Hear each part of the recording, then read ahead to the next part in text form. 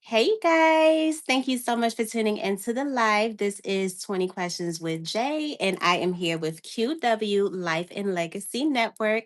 Hey, hun, how you doing? I'm good. How you doing, Jay? I'm doing amazing. So, as far as your channel, like, do you want to go by your channel name or do you want to go by your name?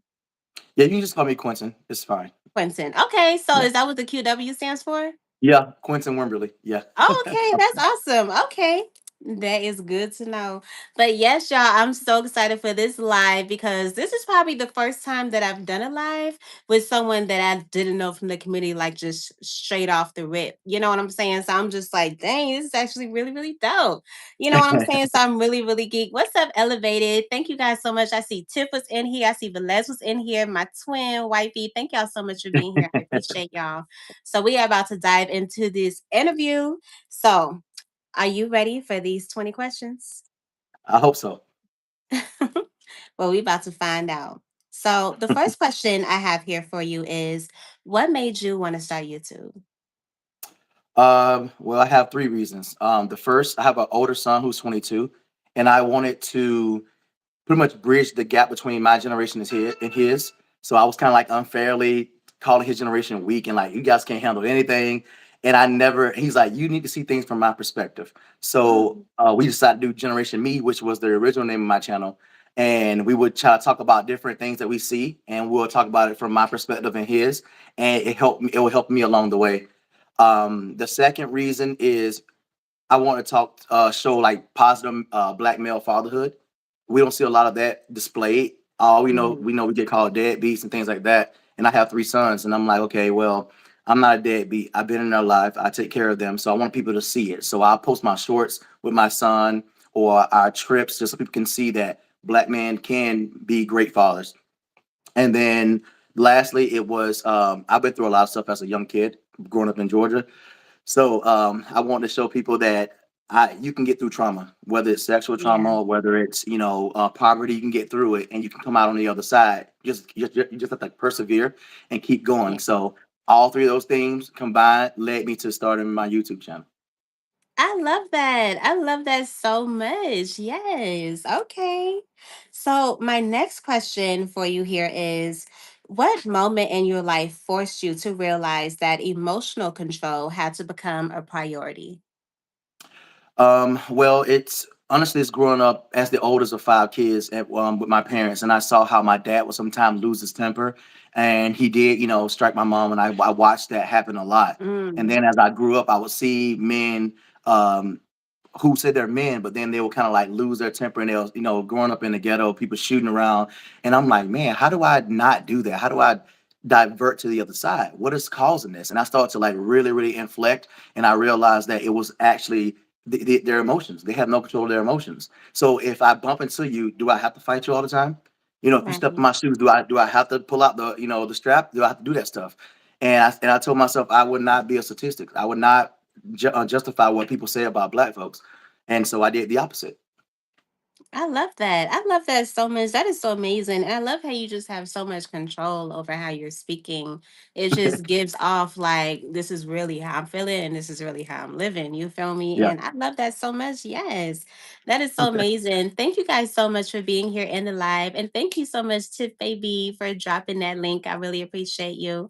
This is 20 Questions with Jay, and I am here with QW Life and Legacy Network. Please make sure to go over to his channel, subscribe, and check out his content. Okay. Thank you so much for that $5 super chat, King. I really appreciate you, Boo. I appreciate that. So, my next question for you here is how do you personally identify when someone is using you before the damage is done? Well, I tell people it's all about to me. Whenever someone enters my life, whether it's through a friendship or a relationship, I always test them out. I look at their actions. My mama told me, "Hey, your actions speak louder than words." And so, whenever I call on you, you're not there for me. But whenever you need something from me, you're always available. You ever had those people where they're always down bad, and you always there for them? They ask for money, they ask for time, for energy, and you give it to them. But then when you're down bad, it's always an excuse. Well, that's one of the ways you can figure it out because it's like, hey, friendship is bimodal. It goes both ways. And if I'm Yeah. there for you, you can't be there for me. Then you might be a user, and I have to start looking at you a little bit different. And once I get enough, tallies on your side, then I'll let you go. Oh, child. So, how many tallies would you say would have to be, or does it have to be like depending on the person or the emotion, Yes, or how would you it like just decide that? it's definitely person dependent. To me, it's definitely person dependent. The stronger the connection, the more chances I'm willing to give. If you start off out the gate like this, oh yeah, it's probably one, maybe two. I just don't have time for it. I'm too old for it. I'm almost 40 years old. I can't do that. I feel you. Mm-hmm. Oh my God, I love that so much. That is so crazy, but yeah, man, it's Let me true. say, A lot of Dallas people was go gonna through say. like so many like situations. So when it comes to like dating wise, you Mhm. know what I'm saying? Like, what would be the things that you look for that would be more like leaning on the negative side? And what would be the things you'll look for that's leaning on the positive side? Negative side, I look for how self-absorbed a person is. So if we go on a date, which is supposed to be the discovery phase of how we get to know each other, and all the whole conversation is about you, then that kind of gave me a little bit of an idea of what I'm dealing with. And yes, it can be an age thing, but like I said, I'm late 30s. So for me, we should move past that. So if I'm dating, if I was single and I was dating, I would definitely look at how self-absorbed a person is, and how willing they are to like invest in my life. That's the opposite side. So those two things. And then because I love a person who freely gives. I'm a very loving individual. Like I mentor kids who are not my own. I donate all over the place. I'm a basketball coach. I do so much for the community. So a person who is giving or loving like that, to me, it definitely it pretty much endears you to me. So you get a pretty much a leg up. I feel that, and I agree for sure. Thank y'all so much for being here in the live. I really, really appreciate y'all. This is 20 Questions with Jay, and I am here with QW Life and Legacy Network. Please make sure to go over to his channel, subscribe, and check out his content, okay? So, as you were speaking about like the things that you do, like you say, like you're a mentor and you're a basketball coach, I definitely want to ask about this because you had mentioned it to me earlier. So, my next question for you is you're a clinical director at a cancer Mhm, hospital. mhm. What inspired you to go down that path and like take on that type of job? Initially, so I joined the military right out of high school, and I got put based on my scores, I became a hospital corpsman. And Mm. hospital corpsman is something like a medic, like a EMT, and like a LPN all rolled together. So I started out off in the hospital. So I started with the Marines, Green Side. Then I went and started working on ships, and then I got hurt and got out. And then when I got out, I wanted to pivot and figure out what I wanted to do. And during my time in, a lot of people would talk to me about mental health. So I originally went mental health. That's what I was doing. So my undergrad degree was in psychology, and I went to grad school for my master's in family therapy. And then the divorce happened between me and one of your supporters, Liz. And I kind of took a break from school. When I came back, I did business, and I said, what do I want to do? And so I started looking at what I known best, which was military healthcare. So I pivoted back to military healthcare, did that for a while, and then after being there for 6 years, I wanted to do a different specialty. And because I had lost three of my grandparents to cancer, I started looking Mm. at oncology. So I went there, I interviewed, got the job, and I've been there for almost a year now. So it's been a good journey. So it was a combination of being comfortable in the healthcare field and then having that personal relatability to cancer. Wow, that is so crazy. And condolences to like your family. That's just wow, that's a lot. But dang, you're amazing. You done did a lot. You was up in the military and not like child. Liz, honey girl. Okay. You know what I'm saying? Yeah. Okay, so my next question for you here is what is the biggest emotional flaw you have to overcome to become the man you are today? Oh, that's easy, and Liz can tell you this. I'm not that lovey-dovey showing emotion. That was not my thing. I'm not. I was not a loving individual. It takes so much to get behind that barrier, because I had closed off my emotions again. Like I said earlier, I didn't want to be like people I saw growing up. I didn't want to be too emotional, and then I swung the pendulum to the other side where I had no emotions at all. So I did everything based off logic and based off duty. And so it took a long time. Me and Leah's had many, many drawn out like arguments and stuff. She like just feel something, like have some Mm. emotions. So after a while, I had to start like, oh, let's go on these little dates. Let's hold hands. Let's watch movies together. And it took a long time, but that was my biggest one. So people like this guy's good. He makes good money. He does this and that. But man, I don't even know if he loves me because he don't really show. I'll say it. And my whole thing was like, it's my actions. My actions show the love. But I wasn't actually doing the more of the intimacy, like the holding hand, the movie nights. That wasn't me. So I had to learn how to do that stuff. Wow. That's kind of a kicker for me, honestly, because I'm really big at you like physically showing me love. I'm really big Yeah. on that. And I understand that a man is able to take care of this and take care of that money wise, because that's Yeah. mainly what that's gonna have to do with. But you're gonna have to show me like, you know what I'm Yeah. saying? Yeah. Like I'm gonna need that, or it's gonna just be like real dog. You know what I'm saying? Exactly. Unless you're gonna be somebody that like whenever I get home, you slide me your black card and I'm going shopping. We can make something work with that if that's gonna be the case. You know what I'm saying? If that's what you're Yeah, I trying to feel it. say, then yeah, Exactly. you can keep me up in that Louis Guadalupe, all of that. Yeah, you can keep me up in that if that's gonna be the case. But yeah, you're gonna have to let me know you ain't about to be what?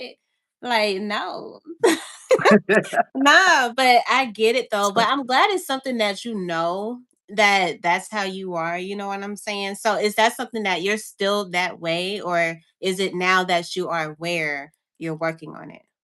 Yeah, now I think awareness is the key. So once I became aware of that I was doing this stuff, I actually got better at, you know, like letting people in. So I do test folks because, as a man, and most men in the chat probably can tell you, like one of the scariest things as a man is to let someone behind that barrier and they betray you or they Mhm. mistreat you and now you're like, damn, I'm so vulnerable, like, and it sucks because you don't want to be vulnerable at all. So even though I'm aware of it and I will let people in, especially like my fiance or my close friends and definitely my kids, I still have to like it's something I have to try to do. It's not natural Yeah. to me. Yeah, I feel that completely. And shout out to you, Jeff. Thank you so much for that super chat, or not super chat, but gifts. I appreciate you. You're so lit. Yes, ma'am. But thank y'all so much for being here. This is 20 Questions with Jay, and I am here with QW Life and Legacy Network. Please make sure to go over to his channel, subscribe, and check out his content, okay? So, my next question for you here is, what's something you believe about emotional growth that most people would disagree with? I believe that it's a continual journey. I don't think a person is ever truly um at this emotional mastery level. I think it's really difficult to do because most things that you have to master takes time and it also takes the event to happen. So I know I still have both of my Mhm. parents. I can't tell you that I mastered that type of control because I haven't experienced it. I still all my Mhm. kids are alive. I never mastered that. So certain things Yeah. I have not encountered. So I can't say I mastered it. I mastered my anger, but what about rage? What if somebody was to break in my like it's certain things that I have not mastered. And some people believe they have all this control, and then it takes one thing and they snap out, and you're like, I thought you said that you had it under control. So I do think Yeah. it's a continual journey. That's a really good answer. And like just looking at all the different like ways of it, because I'm grateful and very blessed to be able to have both my parents. But I do know from my mom's side, one of my younger brothers had passed away, and it was crazy being able to see like her go through that, you know what I'm Yeah, saying? And just like everything. But after like going down paths of life, it's crazy to like just see how certain situations kind of happen at a certain time to help you with other situations, because I say that all the time. I feel like my mom kind of went through what she went through in order to help me with what I went through. You know what I'm saying? yeah, And I kind of feel like for if sure. she wouldn't have went through that, it probably wouldn't have been the same outlook, but because she was able to experience it, she was able to help me heal. You know what I'm Exactly. saying? So Yeah. yeah, but that is so crazy. Oh my gosh. But yes, man. Shout out to you, Corey. Thank you so much for coming in and elevated. Oh my God, you've been MIA, but I'm so happy you're here. Thank you so much, Faith, for being here. Jason, Pi, thank y'all so much. I really appreciate y'all for being here. So, if you guys do not know the guest that we have here, his channel name is QW Life and Legacy Network. Please make sure to go over to his channel, check him out, and subscribe, okay? So, my next question for you here is: would you rather have to chew on glass every time you blink? Or would you rather walk on your tippy toes in ballerina shoes for 4 months straight? I'll have to go with the ballerina shoes for 4 months straight. I already had ugly feet anyways. I played basketball for so many years, including all in the Navy. So I'll take that. But I blink a lot, so I don't want to have to chew on glass. I can't do that. Child, ooh, your feet gonna really hurt though. Do you know how crazy it is? Like the people that be actually doing ballerina, like they really go through the They trenches. do. Like I seen a video on how like their feet look and all of that because I don't know, child. I don't know. I don't know, but they definitely get it done. And I know it's around that type of year, so we about to have the nutcracker and all of that. We about to be seeing how they stand on their tippy toes, child. Yeah. Okay. So, my next question for you here is: what's one truth about family and fatherhood that you didn't understand until you became a parent yourself?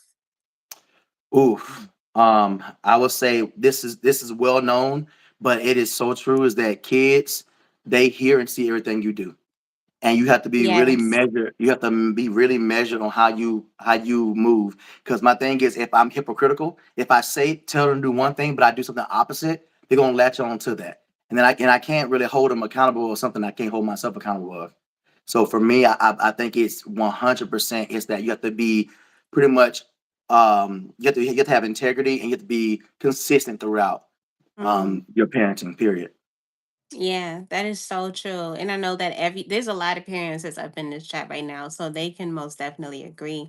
You know what I'm saying? I don't have any kids myself, but I do have a big family, so I do take care of a Yeah. lot of like my little cousins and all of that, and I know how it is, but it's different when you have a child yourself. You actually go Oh yeah. through like all of that. You know what I'm saying? I'm gonna give it back to you. Take your little bag back, but it's different when you have to keep your child. You know what I'm saying? Oh But yeah, yeah, for sure. I love that. Okay. So, speaking on all of that, my next question for you here is: what did your son, meaning your oldest son, what did your Okay. oldest son teach you about yourself that no adult ever could? He taught me patience and control because as these kids get older, that mouth get real crazy. And this one, he's me incarnate. Like he says a lot. And I growing up, my mom would say, "Boy, one day you'll have a kid. They're gonna give it to you the way you gave it to me." And I'm like, nah, I wasn't that bad.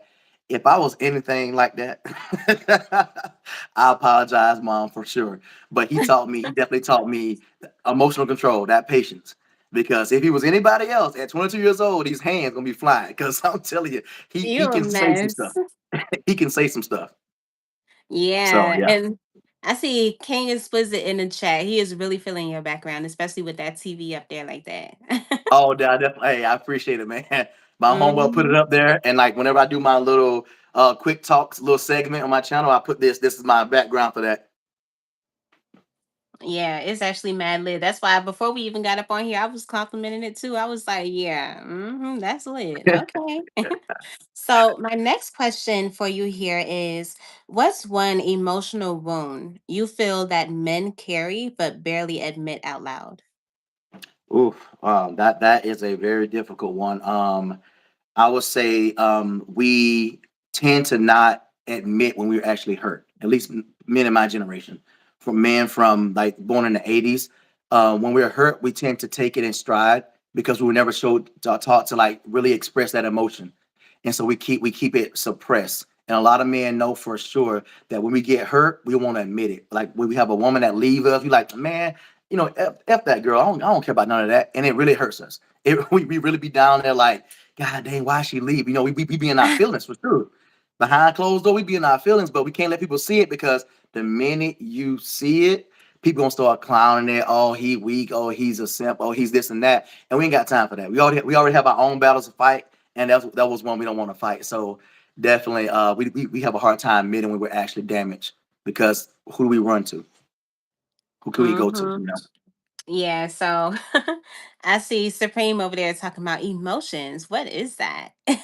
And Yeah, Elevator exactly, bro. said, "What's heart?" That's that's what I'm saying. You like emotions. I don't know what you talking about, man. It's either grind or die. That's what it is. That's all we know. Especially Hmm. going from the south. Okay, so I have someone else in the chat. Is that, oh, that's a brother of a certain age. Okay. So a brother of a certain age just stated that taking in stride for years cost me.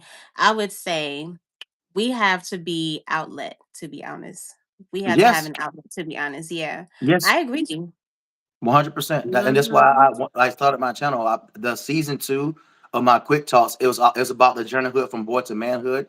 And one of the last things I said in my one that dropped today was we need to create a brotherhood of a community that women have. You know, women have an amazing community. They have that social circle that bond around and Yeah. they'll lift them up. But men, we don't really have that. We might have a homeboy here and there, but that community, like across the the country, across the world, we don't really have that. So we kind of like hide it. We sit. That's why our suicide rates are way higher than we complete it because we simply don't have that, like he said, that outlet to go to. And I think having someone who can understand you can go a long way of making things make sense.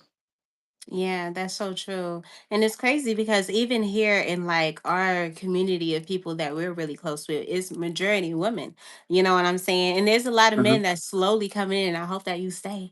You know what I'm saying? So Oh yeah. yeah, because we need more men. You know what I'm Oh yeah. saying? But it's amazing though, because we really are a really great family. And it's really, I'm so happy that I was able to interview you. So yeah, Yeah. this is actually really, really exciting. And wow. You're very wise. We have a lot of wise men in our community, so it'll be amazing to see you on one of these panels one day. Oh, Hmm. awesome. Yes. So my next question for you here has to do with one of your podcasts. I'm going to speak on the other one in a moment, but this one here, my question to you is, what inspired you to create the podcast Generation Me podcast? Oh yeah, that's tied into my older son. I want to do Generation Me, because I work, even though I work in healthcare, I have people who from Gen X, older people, then to me, the millennial, to Gen Z, and we all talk about stuff, and I'm like, man, we're all so freaking different. Like I can't understand these guys, I can't understand these guys. So I want to do Generation Me. So I just throw out a topic. Me and my son will decide on a topic, and we'll try to get to common ground. Because no matter how different someone may be, you still have there's some commonalities there. And so I wanted to see if I can find those common grounds, which is why sometimes me and my son end up agreeing at the end of the podcast, and people like, I thought y'all gonna debate. I'm like, well, we found commonality, so there's no debate. Yeah, I feel that for sure. Thank you guys so much for coming in. I see we have Kendi K and Stash that just entered the building. I really appreciate y'all being here, and everyone else. Thank y'all so much. Please make sure that you guys are liking the live. This is 20 Questions with Jay, and I am here with QW Life and Legacy Network. Please make sure to go over to his channel, subscribe, and check out his content, okay? So my next question for you here is, what do you think is the biggest generational misunderstanding between parents and their adult children? Whew, my goodness. I think the biggest misconception is that our lives are harder than theirs. I think we assume because we're older and we had our own unique circumstances that we somehow have a harder life than them. But what we don't realize that we actually we grinded so hard because our parents were hard on us. We made their lives quote unquote easier. So when they ran into the ups and downs of life, they didn't have the tools necessary to withstand it, which makes their life just as hard as ours.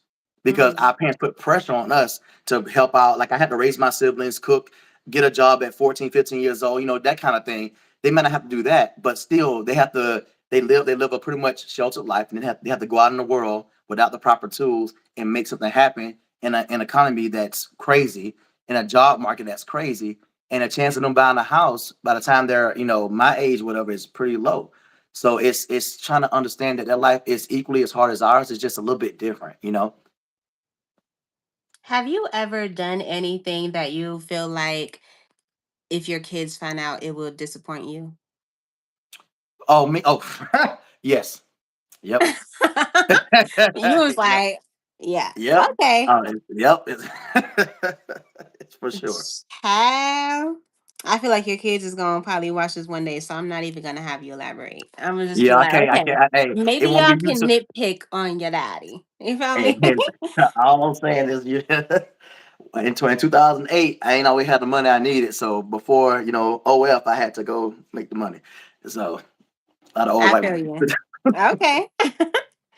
All right. So my next question for you here is you have a podcast that you call The Tears We Don't See. What Mhm. exactly is that all about? That one's almost pretty much a man based. Again, like man, we hide our emotions, and a lot of time people think because we're stoic, because we're not crying, that we're not actually hurt. So I went and created that series to show women in particular, but men that also I see them, and women. Hey, men have emotions, and the reason why we don't show them is because of how we were raised. If you teach a boy to suppress their emotions, and then when they become men, so we have 18 years plus of suppressing our emotions, then we become men, we gain women or wives, and then you ask me to let down that gate to open that bottle. We don't know how.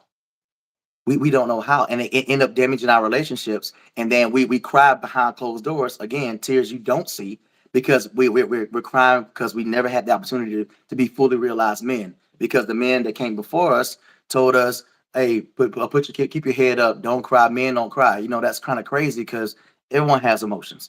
And so I'm Mm, telling people, hey, you can cry, but don't keep crying. You can be sad because at the end of the day, you're a man. Figure it out. So you cry, then figure it out and keep it moving. wow. So do you feel like because it really is like that. Like when women look at men, they think for you to be strong and you're supposed to be strong. But what if you grew up in a house where it was just your mom and you didn't Hmm. have a father figure? How do you think that like puts the impression on the child? Like how do you think that like would help the child to grow into this type of manly figure? Because I feel like sometimes when they go to school, they end up getting the impressions off their friends, or they have to Yeah. find that type of person that will like become that manhood figure. So how do you think that like knowing that not a lot of, especially in the black community, not a lot of parents grow up with like a two-parent household. How do you Oh feel yeah. like that affects like the generations coming up and just like our world as we see it, especially in the black community? Oh, I'm glad you asked that question because I originally came from a two-parent household, and then in 1999, and around 1999 2000, my dad left. They just couldn't keep it going. They're still married, but my dad, he moved out, and he remained that way until I left home. And so I went from having a father figure in the house. I mean, he wasn't what I needed him to be. He was one of the old school dads of I pay the bills, I'm here, that's it. So I wasn't really learning anything from him, but I love having my dad there because at least it gave me that sense of completeness. When he left, my mom had to go from being her normal soft self, and she had to transition to that what we always call like a mom and dad. You know how what mom say that I'm Yeah. mom and dad, even though that's actually not true. What she's trying to say is that I had to be hard on you, I had to be that disciplinarian, and so it caused her to be more frustrated, and that put Mm. pressure on me as the oldest son to go out and make something happen. So I actually my childhood it got suspended at 10 years old because I Oh had now stepped into the wow. role of the man of the house. So what it does is actually it forces who the kids to grow up really fast. It force if you if not strong enough, you see brokenness and then you go and create brokenness. That's why you see Mm. sometimes you see these young boys who grew up in a female dominated household. They're usually more emotional on average than the man who had two parents. And then he goes out and he does the same thing his dad did. He'll have a bunch of baby mamas and then he's just gone. He's ghost. It don't always happen that way, but it's a cycle we see a lot in our community. And now we have one guy would have like 15 kids. And it's like, why did man 15 women? It's wild. And so for me, and I did seek out that father figure. And luckily for me, in the military, I found someone by the name of Eric Roseborough who married his childhood sweetheart, had two kids, functional, black couple, beautiful. I mean, just everything that I wanted to be, he was. And he taught me what I call the right way to be a man, especially a black man. And so I sought it out and I found the right one. Some people seek it out and they find games, they find men who teach them the wrong things, and then we are where we are. Yeah. Oh wow. Yeah, cuz that's real. And it's crazy to think of how like when like black men grow up in a community that's like that, or men in general, you know what I'm Yeah, saying, men in general, yeah. honestly, you know what I'm saying, grow up without that father figure, it kind of hurts to see how it is. Well, I mean, honestly, sometimes I can think of it like, because we do have situations where like when you grow up and you have children, you want to be able to give them what you wish you had as a child and stuff like that, and sometimes that does want them, or that does make them want to be able to be present for their child because they know what they have been through and stuff like that. And it's Mhm. crazy how just everything works full circle. Like, yeah, man, I have so much that's going on in my mind, but Chad, we gonna move on. Yes, man. Thank y'all so much for being here in the live. This is 20 Questions with Jay, and I am here with QW Life and Legacy Network. Please make sure to go over to his channel, subscribe, and check out his content, okay? So, brother has said the streets bothered me for a few years after my Mhm. pops left in my teens, but luckily I was able to avoid major pitfalls. Yeah. That's good. That's good, brother. I mean, that's definitely like that's a blessing because many of us don't make it. I remember back in like the I want to say the late '90s or at least the late '80s.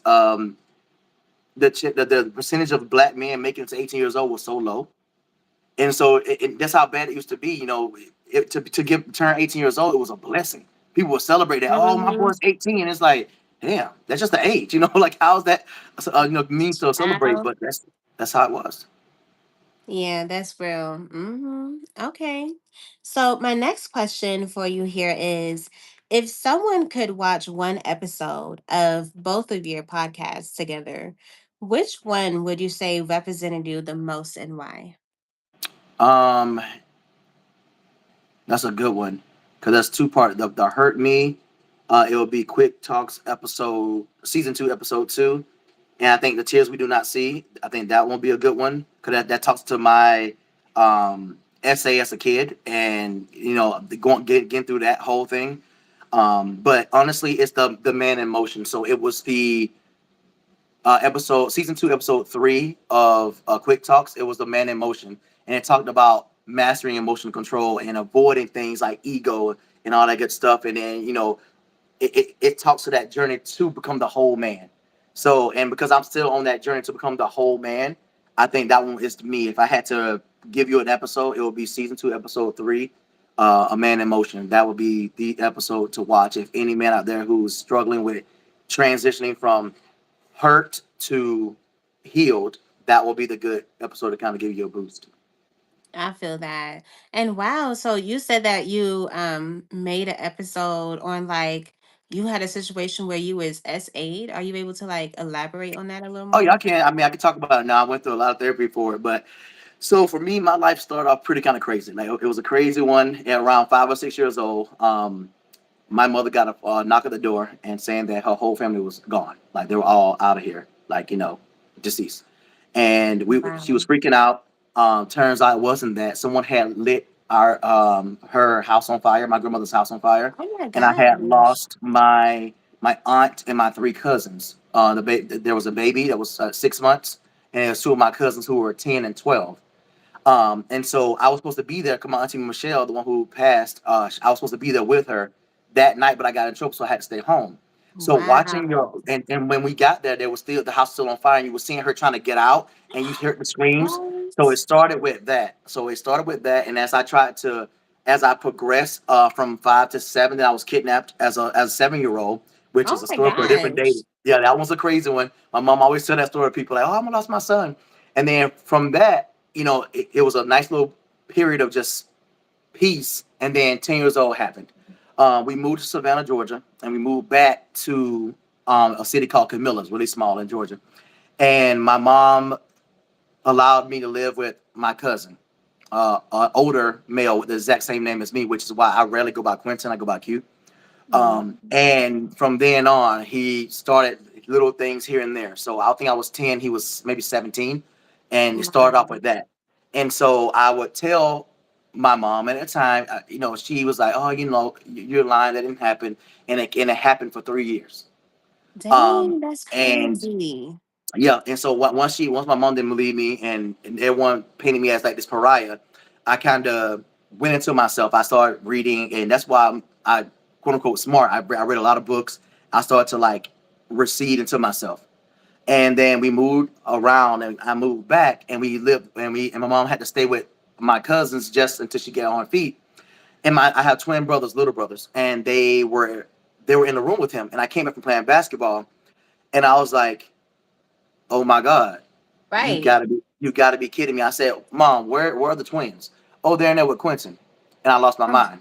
And at this time I was not a fighter. I was a very like meek kid. So I went into his room and it got real crazy. And I mm, fought. I got a lamp, like a lamp cord, and I wrapped around his neck and I was like squeezing it. And everyone's like, oh my God. And they never seen me that way.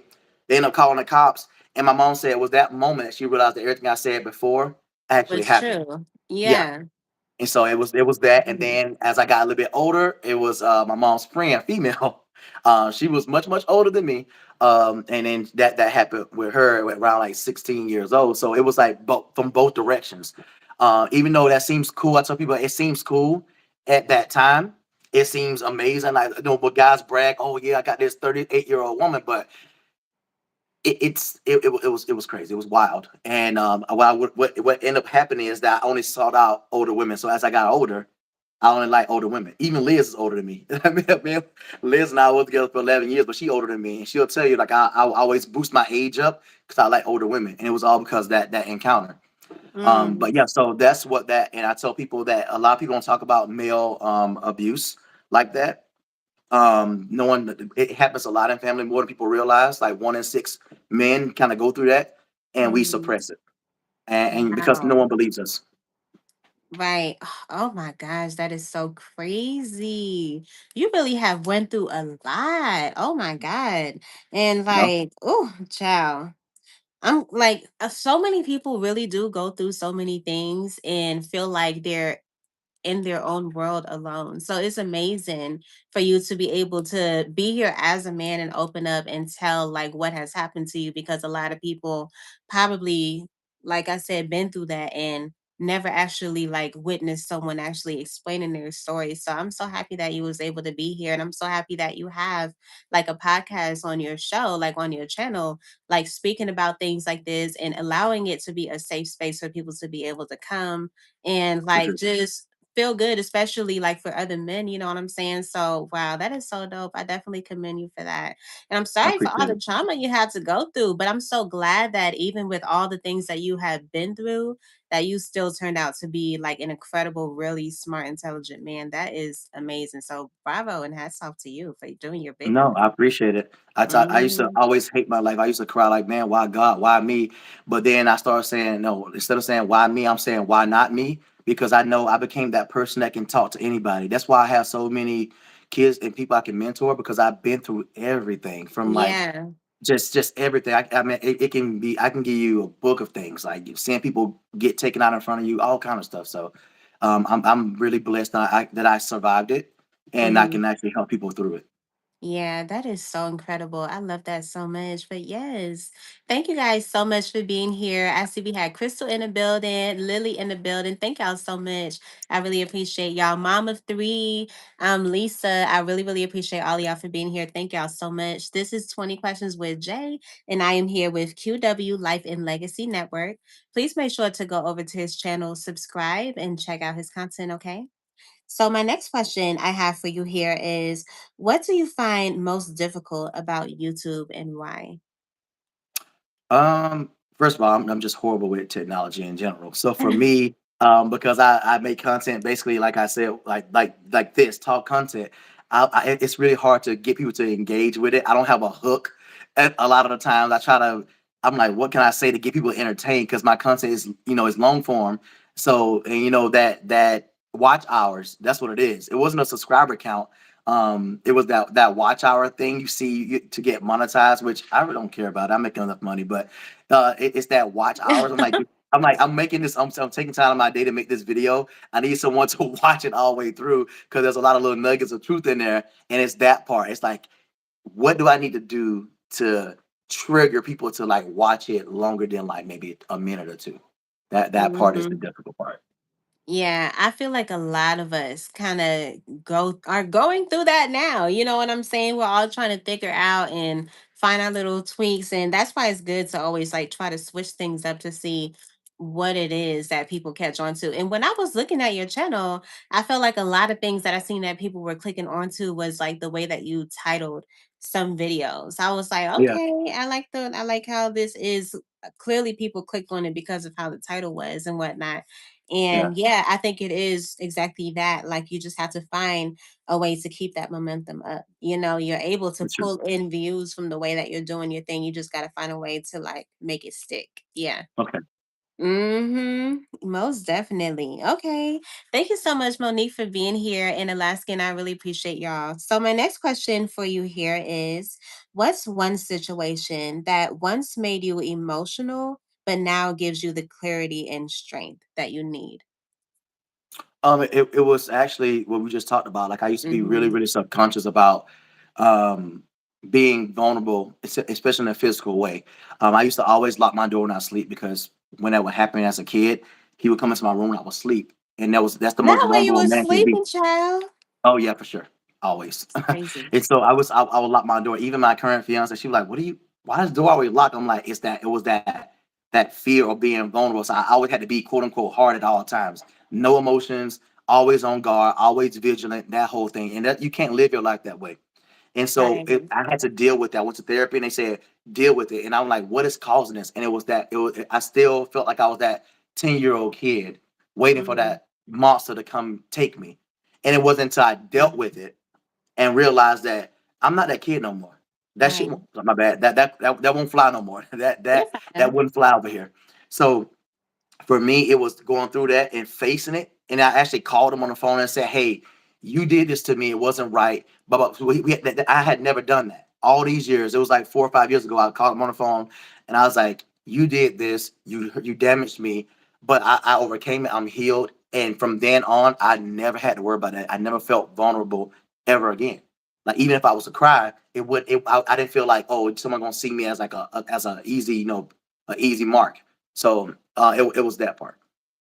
Wow. It's amazing that you was actually able to like call the person that caused you all this pain and that altered your life in an emotional way and be able to tell them exactly how you feel. I feel like a lot of people aren't able to do that. You know what I'm saying? Some people aren't able to even speak to somebody else about what it is, like Yeah, exactly all the way through without sugarcoating it or like leaving out a whole bunch of information that actually tells them about exactly what you're going through. So yeah, yeah, it's like I love the fact that you're allowing yourself to heal and you're just pushing everything else to the side. So that's really good. yeah. Hmm. Okay. So my next question for you here is, what are your goals for your channel before the ending of 2025? So I wanted to. Well, at first it was to get 1,000 subscribers, and I ended up getting that faster than I thought I would get it. Because I think I've been 2 months. I think it's been like 2 months. Yeah, almost 2 months. So I wanted 1,000 subscribers, and then that happened. I'm like, okay. But now I told my son I would like if I could. It's not probably not possible at this point, but who knows? I want to get 2,500 subscribers, and then get at least 2,000 watch hours. At least try to get those hours up, and that was it. But more importantly, above all that stuff, I really want to have that one person who was like me, who was looking for a way, like someone who been through what I've been through, to find my video and say thank you in the comments. Thank you, man. This really helped. That kind of Uh, thing. On my shorts, that happened, yes. but I want somebody on my long form video like, hey, I watched this whole Yes. thing. It's been eye opening for me. You saved me. Just one person. It don't have to be everybody. Just one person. That's all I need, and I think I'd Yeah. be okay. And I agree. I feel like so many of us would love that because we pour so much emotion and just like Yeah. creativity and all of that into our long form videos. So I completely understand what you mean by that. Yeah, definitely. Oh my gosh. Yeah, man. I feel like dang, that's crazy. I didn't even notice that you only been up on YouTube for 2 months. You did really good Mhm. because when I looked at your page, you have a lot of content on your page. You know what I'm saying? Yeah. You got a good amount of content on your page. And yeah, for 2 months, that's really, really good. So have you done anything that like has to do with content before or prior to YouTube? Well, in the military, I would give all the um I do all the training for our ship. So public speaking was never difficult for me. And so no content, but I was always the one coming up with the ideas for like if I want to get people engaged for like our Mhm. multicultural committee or whatever. I was like, okay, how about we title it this? And also I wrote a book. I wrote a book. I have a Oh, book that's that's out. good. Yeah. So it's on Amazon called The Unexpected, the story of Mm, redemption. And so mm, being a writer, a person who writes, it's kind of easy to come up with yeah, titles or an ideas. It's hard to do mm, what you guys do, like what you do. Like you're an amazing vlogger. Like I don't really have a personality like that. So for me, I'm just, I guess, monotone or straight. So that's kind yeah. of how. Yeah, but it works for you. It definitely works for you for your channel. So like, do you have like anything behind the scenes that's in the work right now currently? I'm currently so there's I do want to do this more. I'll try to be more upbeat and fun. I'm trying to do this series called Final Verdict. There's only one episode out right now of that, and it's kind of me. I have like, this judge's robe. I have this gavel, and I like to look at villains from movies like the Joker Mhm. or Killmonger from Black Panther, and try to judge, Mm, like pretty much put them on trial and see whether or not they were truly evil. Because when you watch mm, movies, it's good guy, bad guy. And I think yeah. the one I have out right now is about Melissa Moore from that Tyler Perry movie Acrimony, where people were Okay. like, "Oh, she was." People say she's the bad guy. Some people say she's a good guy. He wasted her time, and I'm like, "Let's." I want people to look at the villain and see whether or not would you done the same thing. If I did that to you, would you have done the same thing? And does it Mm. make you evil or does it make you hurt? So it was. I kind of want to do that more fun, upbeat, less emotionally driven content. Okay. So Stash said that he already subscribed to you. He just subscribed to you. And Oh, brother of a thanks. certain age said, I'm gonna reach out to you, QW. I wanna chop it up All right, on for my sure. channel, period. That would be that would be a nice little mission. A nice little like, yeah. That would be really dope. I'd be interested in seeing something like that from the both of y'all. Okay. So my next question for you here is what is your biggest pet peeve? Oh, let me see. Let me see. Well, with my kids, I hate repeating myself, but I really hate that. But let's see, pet peeve. Honestly, I would say it's people who are not true to their word. I'm a Georgia. I'm from Georgia, and I'm an '80s baby growing up in Georgia. And how I was taught is if you say something out your mouth, you have to make it happen, especially as a man. So if I say I got you, Jay, I got your back. I'm gonna do this. I'm gonna do that. I try to be as consistent as possible. So the people who come into my life and they lie to me constantly over and over again, it really burns me up. It make because I can't trust your word. And so I think that every relationship has three pillars. It's loyalty, honesty, and trustworthiness. And if you break any of those pillars, that leg is like a stool. If you break one of those legs, it can't stand. And so if a person is constantly lying, now I can't trust your word. Now I don't trust you. And now I have to question your loyalty. And so for me, I prefer that people just be as truthful as possible with me, even if it hurts my feelings. I feel you on that for sure. Hey Monique, because I seen that you had came in here. I'm so sorry I didn't speak to you, love. And yeah, you guys, that is oh child. You have a lot to say. I'm like so interested in just like hearing so much more because you really do get really deep. And I love the fact that you're just like completely open. You kind of give like I love how like you're giving it from like a man's perspective, but with a touch and like a speck of more of the emotional side of it. You know what Yeah. I'm saying? Because we have a lot of strong men in our community, but not really touching on the emotional side. So I really love that. And I would love to like see you kind of go neck and neck with other like I would love that. I love that. Yeah, that would be actually kind of fly. Yeah, man. Okay. Thank you guys so much for being here in the live. This is 20 Questions with Jay, and I am here with QW Life and Legacy Network. Please make sure to go over to his channel, subscribe, and check out his content, okay? So, my next question for you here is would you rather lose all of your wisdom you gained in your lifetime, or would you rather have your children disrespect you? Oof. I would say I guess I have to say, have my children disrespect me. I can't. The reason why I say the wisdom, because my wisdom is something that can help my kids become better men. I help a lot of people. A lot of people depend on me, including my own mother. So if I lost that wisdom, that means I will actually remake the mistakes that that I done. Like the whole point of having experience is to go to not do that same thing again. And if I lose that wisdom, I'm gonna fall into those same pitfalls over and over again. And and because I don't have that experience to draw from, I don't know if I'll be able to get out. So I think I'll go with the kid disrespect, because I can always get them back in line. Because you didn't say I couldn't do that.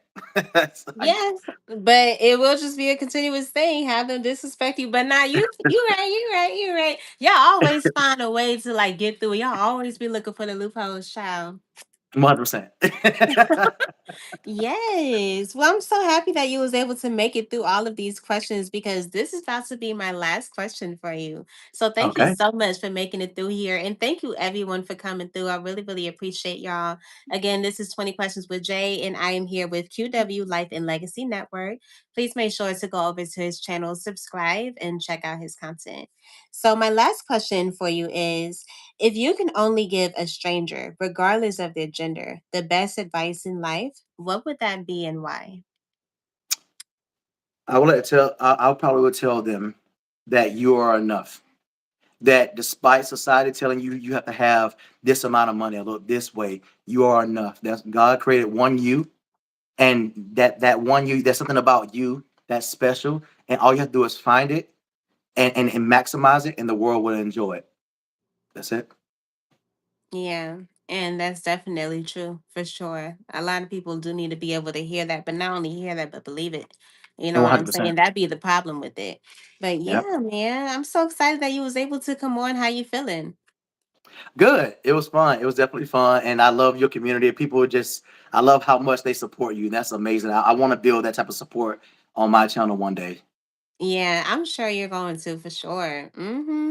So before we get up out of here, do you have anything you would like to say? I would like to say thank all your supporters, guys. Thank you guys for coming in and making it such a fun experience, and asking your questions, and also thank you, Jay. Like you, that the fact that you kind of made it. Like you on your way up. I already know you gonna get 10K, 100K one day.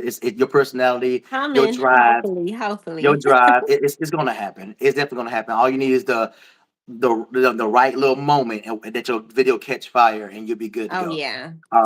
So Thank I do you. think the fact that you got to a certain level and you reach back. I think that's what we're missing. Where people, they get to the top and then they kick the damn ladder down, so you can't get up there either. But Yeah. you climb to the top, and then you let down a rope and say, "Hey, y'all follow me up to the top." And I do appreciate you giving me a chance to speak on what I do on my channel. Yeah, most definitely. And you're so welcome. Thank you. That was so sweet. Yes. I'm so excited that you was able to make it here and be a part of it. I can't wait for season two. Everyone that's a part of season one is automatically in season two. So I'm so excited for All right, that. I can't wait to see how awesome. your next 6 months go. Yes, All you right, guys. So please make sure that you guys subscribe. If you have any questions before we get up out of here, please make sure you drop it in the chat. But if not, make sure you put it after the show and I can answer you through the comments. Okay. So, thank y'all so much again for being here. This is 20 Questions with Jay, and I am here with QW Life and Legacy Network. Please make sure to go over to his channel, subscribe, and check out his content. Thanks, y'all, and we will see y'all in the next one. all right. Bye. Bye. But yes.